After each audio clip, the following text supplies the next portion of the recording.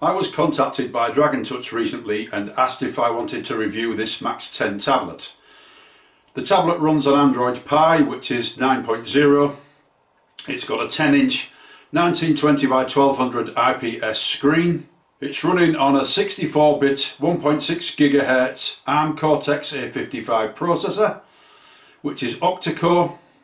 It's got 3 GB RAM. They do a 2 GB version, 32 GB internal memory, and you can increase that with a micro SD card. It comes with GPS, Bluetooth, operates on 2.4 and 5 GHz Wi-Fi, has 5 and 8 megapixel cameras at the front and back respectively, and it's also GMS certified, so it's got access to all Google services, which is great if you want to watch things like Netflix. The tablet arrives nicely packaged. Inside the box we've got the tablet, a power supply which should come with the correct type of plug for the area that you've ordered it from, a USB to USB Type-C cable, user manual and some paperwork.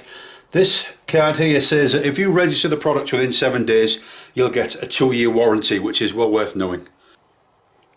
And it's arrived at 94% charge, so I'll just let that charge up to 100%. So this is the screen that you get once you've gone through the startup procedure. The first thing I'm going to do is increase the brightness because that looks a bit dull to me. That's better. This is what is actually installed on the tablet as it arrives.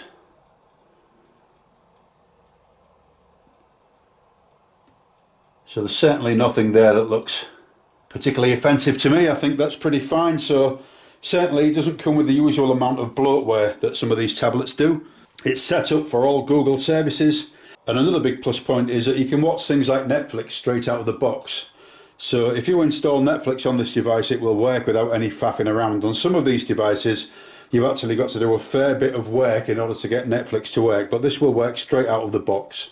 Once you're up and running, sign into your Google account and that will sync everything across onto this tablet. So this now is a very familiar front page for me on Google when I open up Chrome, because this is the thing that I normally see when I open it up, and it's just like business as usual. It's so easy to set up because it does everything for you.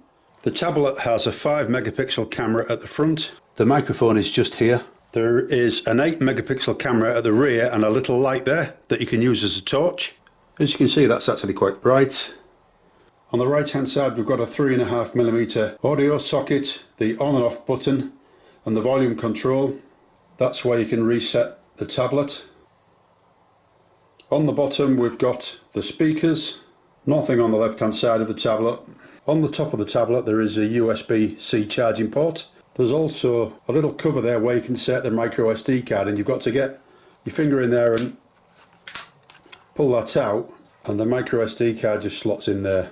So the case is predominantly plastic, but I believe this rear plate is aluminium, and then it's got like stippled edges on the top and the bottom that are really quite nice to use because it's really firm in the hand as you're holding it. So I've had this tablet a few days now and you can see that I've installed a lot of apps on here. I like the screen. I think the screen is crisp and clear. So I've had a play around with the GPS and I'm impressed with that. It doesn't take it very long to get a fix.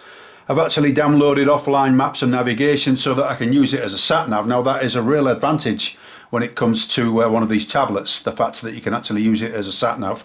If we go into settings, you can see that it's got Bluetooth. The battery is fine, it's not particularly brilliant. It comes with 32 gigabytes internal memory. I don't have an SD card inserted. You can see that I've used about 50% of the available memory. So I've used 16.14 gigabytes. So with all those apps on, there's plenty of memory there for just normal usage. I've got no issues with that at all. Remember, this one's a 3 gigabyte RAM. They do a 2 gigabyte RAM version. So remember that this is actually set up to work with Google. And one of the things that I've installed on here is Netflix. So Netflix works straight out of the box. As soon as you put that on, then it will work, which is a real advantage for one of these tablets.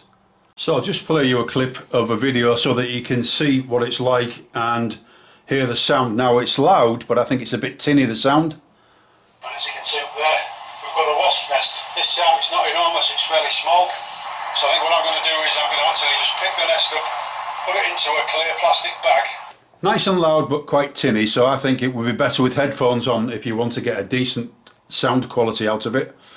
So as far as actually using it for surfing is concerned, no issues at all with that. And we don't have the best internet here, to be quite honest. We're in the middle of nowhere. Quite pleased with using it on a normal day-to-day basis, surfing the net and, you know, watching videos.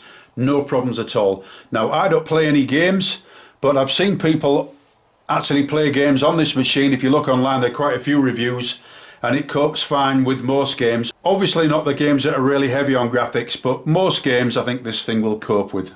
So you can see we're on Android 9. Now, I actually like this version of Android. It's quite easy to use.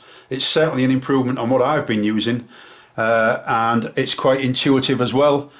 Moving around the system, no problem at all, and it doesn't take long for you to get a hang of it. So I can use this when I'm away from home to keep an eye on what's happening around the house. This is one of my CCTV cameras. As you can see, there's no issue with that at all. It's quick and responsive. So this is a front-facing camera, and as you can see, it's pretty poor. So this is a rear-facing camera.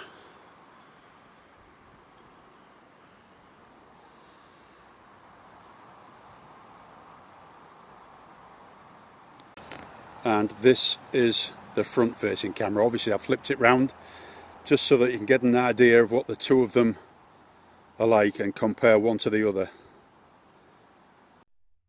And this will give you an idea of what it's like if you're going to use it to Skype somebody. Looks a bit washed out to me, but I'll post this so you can see. So these headphones are now paired with Bluetooth, and it is way better than listening through the speakers. Plenty of volume, nice and clear.